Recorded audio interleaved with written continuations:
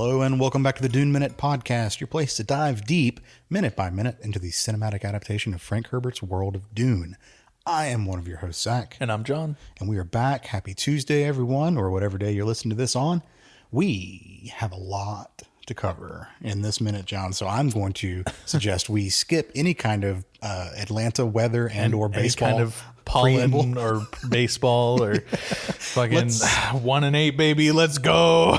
Yep. Not a lot to talk about with the Braves. They really stink this year. Rough. Anyways, okay, we did it anyways. So yep, there we go. Let us speed run it. Yes. Let's get into it, man. We're here to talk about minutes 16 through 17 of Dune Part 2. Paul and Jessica and Baby, PB&J, are making their way through the crowd. And there's still people shouting at them. Stilgar's looking contemplative, like I said at the end of yesterday's episode. And let's figure out where the heck they go from here. Alrighty. Okay, so we actually don't spend a lot of time here. I think the camera cuts right away from this room quickly. We spend a single second when all we hear is Lisa Nal-Gaib, and then we cut to a new scene. Yep. Gotcha. Anyways, so this next scene that we're coming up on with Stilgar and the elders, very important. Yes. Very, very, very important important information here. So we cut to another room, a smaller chamber, presumably right off the side. A dome room. A dome room. Yes. Was the last dome room that we saw the Nexus? I wouldn't really call the Nexus a dome. Okay. It's more of a cylinder. Fair enough. Okay. So Stilgar is sitting with a group of elders, I would call them. And clearly, doing his post-mission debrief. Yep. With the folks who are leading this, the group of Fremen here, the tribe. Because they were late after all. That's true. That's true. They got held up a little bit. Yep. The first thing that we hear Stilgar saying is, "I need your guidance with the two foreigners." The first elder to speak is an older woman. I don't believe we get a name for her. Now, I checked IMDb. I didn't see any names for either of the two elders that are speaking to Stilgar here, which is unfortunate. It is. But the female elder who is speaking right now, she's played by Seema Rostami. And as best I can tell, this is her first role ever. It's a pretty cool role. Yeah, really good. She fucking killed it with this. But she is suggesting that your first role, you're speaking a made-up language. Yes. Go. Yep, exactly. Her suggestion on how to deal with the two foreigners is to kick their asses out, get them back out into the desert, let the planet do with them what it will. Yeah. Reasonable response, honestly, for someone who, given all of the Fremen reticence towards outsiders, very reasonable response. Sure. Stilgar, being the believer that he is, explains that he saw signs, is what he just calls them right here. Again. Yeah, and fucking sick burn. Yep. We get one of them just goes, again. So I guess this has happened before. How many times? We don't know. Yep. But Stilgar is really looking like the boy who cried Mahdi. How long have you been sitting on that joke? I just wrote it when I was taking my notes. Okay. So we have one of the other elders starts talking, and this guy's voice is deep as fuck, by the way. Yeah. It's deep and gravelly and very like when you think village elder, that's the voice. Yep. So this guy sounds like Leonard Nimoy in his older years. Yeah, a little bit. Now, I'll tell you how I got to that. When I heard this, my mind immediately went to, this guy sounds like the person who voiced the king of Atlantis in Disney's Atlantis. Yeah. And I was like, they sound so much alike. And I was like, maybe this guy's the same guy who voiced that. That would be kind of cool.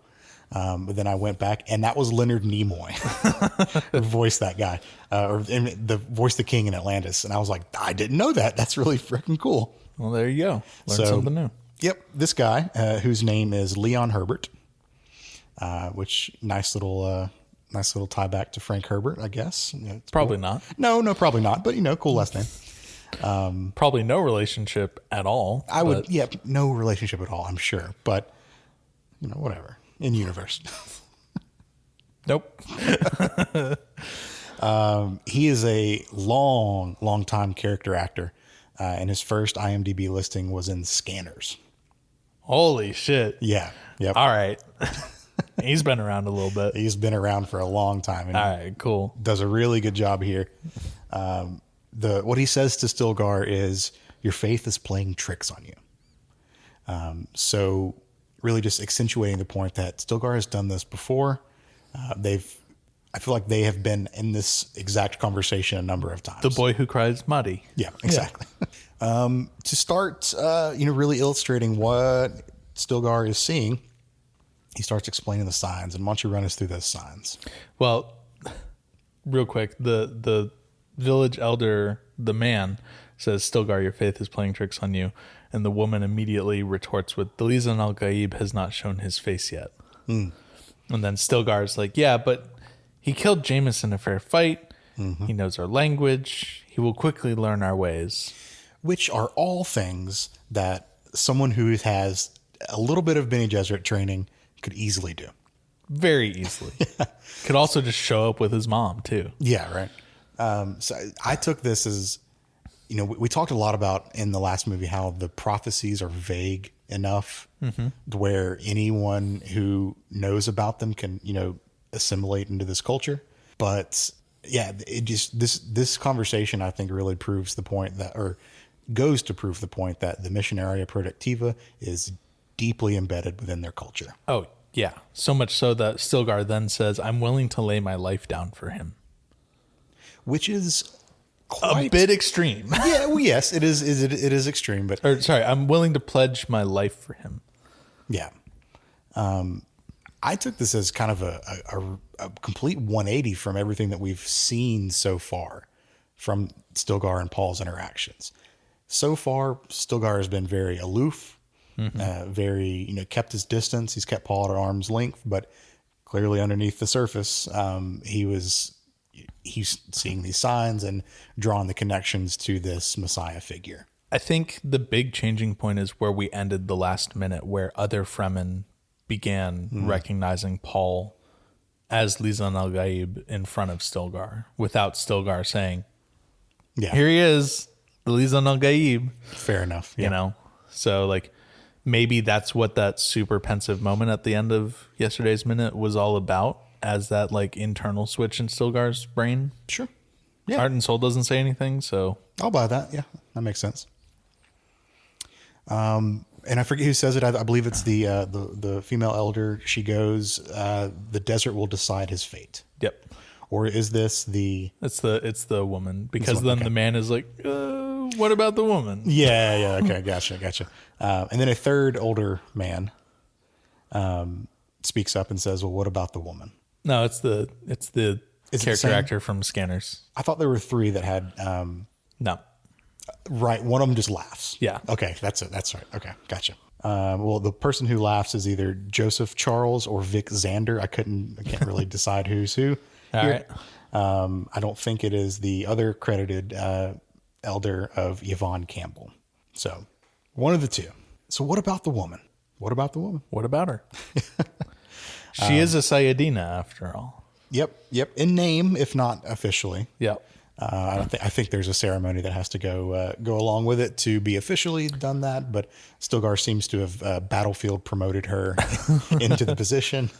Well, a weirding woman that completely just dominates Stilgar and I wouldn't call it combat, but definitely subdues him. Oh, for sure. She bested him. Yeah. Yep. I think that's enough for him to say, yeah, she's legit. Yeah. So we don't get to hear the rest of this conversation because we cut immediately to a mess hall, pretty much, just a little cafeteria. We get clinking and clattering of plates and cutlery and some idle chatter going on in the background. And the camera cuts to Paul's face as the minute ends. Yeah. Fun fact. Maybe not the same room in terms of like where it is in the siege. Same set though. Okay. Because Art and Soul of Dune gives us some information about this set. Go for it. The dome was introduced early in the creative process, and in the walls, we see it more in the scene with Paul and Jessica in this dome-shaped room than with the small council. But there are all these cutouts with 48 individual lights just kind of beaming light and everything directly into the dome to help kind of give it that lit up appearance. Whereas the small council is very dark. They just didn't have the lights and everything turned on in there. But yeah, it was one of the very first like early explorations of what siege architecture would be like, and it evidently stuck with production well enough that they decided to just stick to that idea, and we see it in 2 different scenes here. So good deal. Well, good use of the space. I'm assuming this is all, like you said, like one big room. They just film different parts of it to make it look like different rooms. Save some money when you can. Yep, absolutely. Because you got to spend that money on giving everyone else blue eyes. Cut, paste, cut, paste, cut, paste, cut, paste. Yeah, Denis loved the idea because in terms of like the lanterns feeding light down into the room, Denis loved the idea because the simulated sunlight would make the siege warm and homey, and it made it more almost like a hive kind of feeling. Yeah. Okay. Well, I definitely got that feeling. Yeah. Since we're talking about lights, can you give me a quick glow globe count? Was there a glow globe? No, there isn't one. Assholes. We Yeah, haven't gotten one yet. I was like, am I blind? I didn't see one. No glow globes yet. What the heck? I know. We're going to get quite a few later, though. I know. But And we're going to get some really fucking cool looking ones, too. All right. So still zero glow globes. I know. So yeah, I believe all of this is either just cracks in the rock and natural light being funneled in. I think that's what it's meant to. Yeah. Which is a shame because in the books, I guess this is my only book note for this, glow globes play a fairly large part in these scenes. We need the sci-fi miniseries glow globes, which were really just glow sticks. You got to crack them open and shake them. Well, no, I was going to say they're glow dust devils. Glow tumbleweeds. Not dust devils. What's the tumbleweeds? Yeah. Glow tumbleweeds. Yeah, those are rad. I like those. Gotta get the Western. Yeah, anything else from your Art and Soul notes? Art and Soul's got some stuff that we're going to talk about tomorrow. Okay. We're going to talk about some cutlery. Ooh, fun. We love a good place setting. Yeah. All right, cool. Well, as always, you can find us on all the socials that we say every episode: Blue Sky, YouTube, and email. Yep. On Blue Sky, we are at Dune Minute. And you can email duneminute@gmail.com if you'd like to get in touch with us. We will be back with a Wednesday episode tomorrow. All right, cool. See you then. See ya.